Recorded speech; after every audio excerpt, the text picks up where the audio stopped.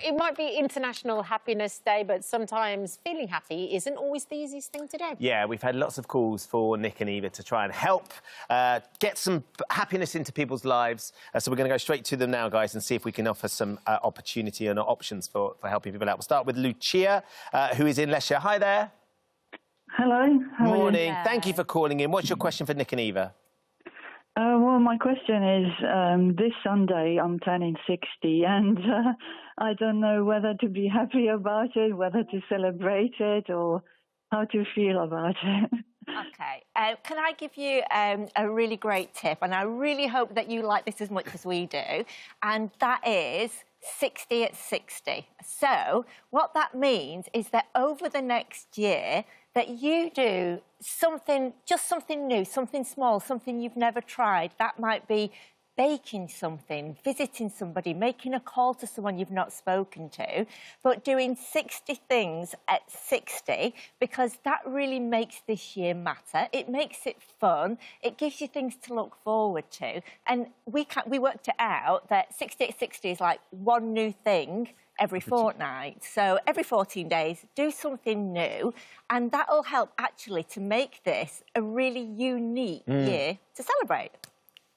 How does that sound, Lucia? Yes, that's a good idea, yes. I can put it down in my diary and see what I can come up with. And also, you can reach out. I did something similar when I turned 50, but you can reach out to your friends and family and say, look, I'm going to do 60 things for my 60th birthday. Give me things that you think I should go and do, and get your friends and family to sort of be the inspiration behind it. Yeah. And they don't have to be big, do they? They don't have to be big. These 60 at 60 can be things that... It can even be things that you've been putting off, those things that you've said, do you know what, one day, but make that now. They can be things on your own, they can be things to do with family, with friends, and it is just a lovely way to document a very special year. Yeah. And it is a special year. Yeah, congratulations. And that is a really good point, Ben, because if we make things too big, then we don't do them. And keeping things small is a lot easier. Yeah. Congratulations, Happy Lucia. birthday, Happy Lucia. birthday.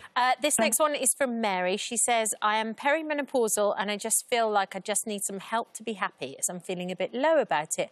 My husband tells me that others have it worse than us and that I should be thankful for the life I have, but that doesn't help to cheer me up. I want to be more positive without having to go down the route of medication. Yeah, and honestly, I so get that, Mary. I know exactly what you're saying. It's almost like you're looking out at the world and it feels like the world has got a sort of a cloud there. And I know from my own personal experience that those levels of happiness that you used to be able to achieve, they just don't seem possible. And something that I think is so incredibly important, and there is a lot of research behind this also, is social fitness, basically. And what social fitness orientates around is actually interacting and communicating with other people. And there is a lot to be said for communication. And when we help to develop our social fitness, it helps to give us other things to think about. It gives us, again, purpose, and it just gives us those little pockets of time away. And the other thing I would say that I found personally incredibly helpful also was speaking to other women who felt like I did. That in itself really helps you to feel better. But if I can also add, from your husband's perspective, I understand where he's saying, look, you know, there's people a lot worse off and, you know, we're OK. But actually understanding, and it took me a while to understand when Eva had the symptoms, and when I turned that round and I started asking, is there anything I can do? Are you OK today? Because it was something new to me as well. Yeah, it's a journey together. Yeah. But definitely socialising, practicing gratitude every day, doing little things for you. I found things like mindfulness and meditation, yoga very helpful. Getting outside is also a great way to help lift your mood, as is music. So these are all little things that you can implement just to help elevate your mood. Excellent. Just little tiny changes make all the difference. Don't have to be big. No. Here's one from Paul, Nick. How do I stay happy at work? I need some help being happy at work. I'm a nurse. I love my job. It's very rewarding, but sometimes the things I deal with make it difficult to keep a smile on my face while I'm there. And on occasion, I feel like I bring it home to my husband. How do I try and stay cheery? Well, Paul, I mean, well done for what you do. Amazing. And the fact, don't lose sight of why did you want to become a nurse? Because you care and you want to help people. So don't lose sight of that. And I understand that you'll have some great days. You said some days are rewarding, but other times it can be more difficult than others. What I'd like you to do is, those rewarding days, is note them down. And what we call it is a good news jar, and write those things in a jar.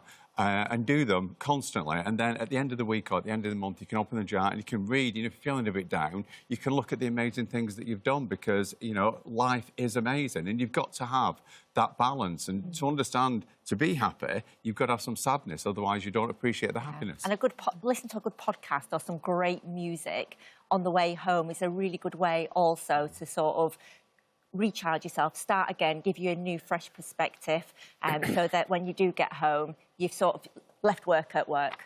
I love that idea, though, Nick, because it's very easy for us to focus on the things that have gone wrong and the things that have been difficult or painful, and we forget about all the amazing things, because I bet Paul does extraordinary things every day.